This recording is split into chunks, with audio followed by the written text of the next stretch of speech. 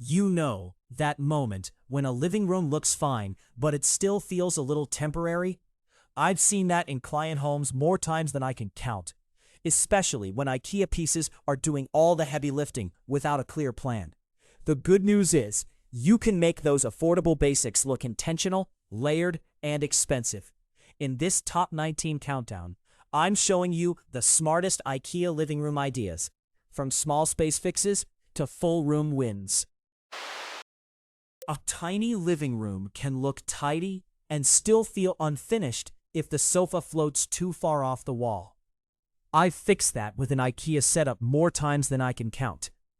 The trick is a 72 to 84-inch sofa, a slim 20-inch side table, and a rug that barely clears the front legs.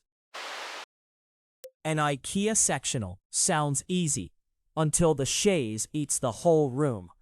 I've had clients order the wrong orientation and then wonder why the TV feels off-center. The win is picking a modular sectional with a shorter return, around 60 to 70 inches, so you keep a clean path and still get real lounging room. White minimalist rooms look easy on Instagram, but they're unforgiving in real life. If every surface is white, you notice dust, scuffs, and cheap sheen fast.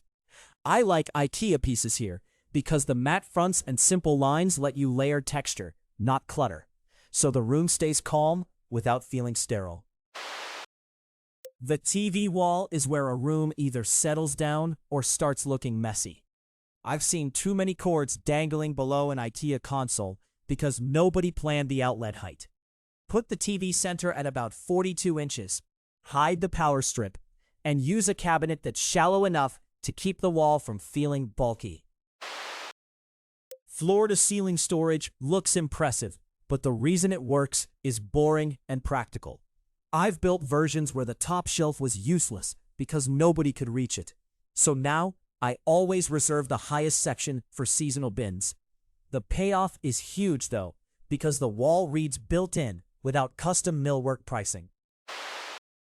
Coastal style gets cheesy fast if you overdo the blue and throw in seashells everywhere. I've seen that mistake a lot. The better IKEA version uses sandy neutrals, a slip-covered sofa, and woven textures, because the room feels breezy without shouting theme park beach house. Plants can save a boho room, but only if you place them with intention. I've watched people scatter 6 tiny pots around and wonder why the space still feels flat. Go bigger. Use one tall plant in a corner, one trailing plant on a shelf, and let the IKEA pieces stay simple, so the greenery actually stands out. A gallery wall sounds easy, until you start drilling holes in fresh paint and everything looks slightly off. I'm putting this near the bottom because it's more styling than structure, and one bad frame size can throw the whole wall crooked. Still, when you space it 2 to 3 inches apart and repeat one frame finish, it makes an IKEA living room feel finished fast. This wood-on-wood look can get muddy if you don't control the undertones. I've had clients bring in pale birch next to honey oak, and suddenly the room feels accidental instead of calm. Keep the palette tight, maybe 2 wood tones max, and let the grain do the work. That's why this ranks here. It's beautiful, but it depends on restraint. Dark walls look great in photos, but in real homes they can swallow cheap lighting if you're not careful. I've seen people use one overhead ceiling fixture and wonder why the room feels flat. The trick is layering. A floor lamp, a table lamp, maybe LED strips behind a shelf. That's what makes the Moody IKEA look feel intentional instead of gloomy. A reading nook only works when the chair actually fits the corner, and that's where most people miss. I've measured too many spaces where a bulky armchair blocks the outlet or leaves your knees jammed into a side table. Give yourself 30 inches of width, a real lamp, and a small shelf for the books you're using now. Simple, but it gets used. Mid-century pieces can make IKEA feel pricier than it is. but only if the proportions are right. I've seen people buy tiny tapered leg tables for a big sectional, and the whole room starts looking like doll furniture. Go for one statement shape, a walnut finish, and keep the lines low. That's the difference between retro-inspired and just random. An L-shaped layout solves traffic flow, but only if you leave enough breathing room around the corners. I've watched people push the sectional tight to the wall, then wonder why the coffee table feels stranded in the middle. Keep 16 to 18 inches between sofa and table, and don't block the path to the window. That little bit of space makes the room easier to live in. Budget rooms are where IKEA really earns its keep, but you've got to spend in the right spots. I'd rather see a $35 lamp and a $120 rug than 3 cheap accent pieces that all fight each other. The room feels more settled when you repeat colors and keep the big surfaces simple. That's how a small budget starts looking thoughtful, not thin. That open plan divider has to earn its keep because in a lot of IKEA layouts, it's doing the work of a wall without actually blocking light.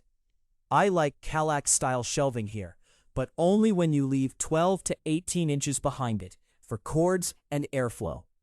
Otherwise, it just turns into a dust trap with baskets. With kids, the trick isn't making the room pretty, it's making the cleanup painless. I've had families regret low-pile rugs that looked great on day one, but held onto crumbs like crazy.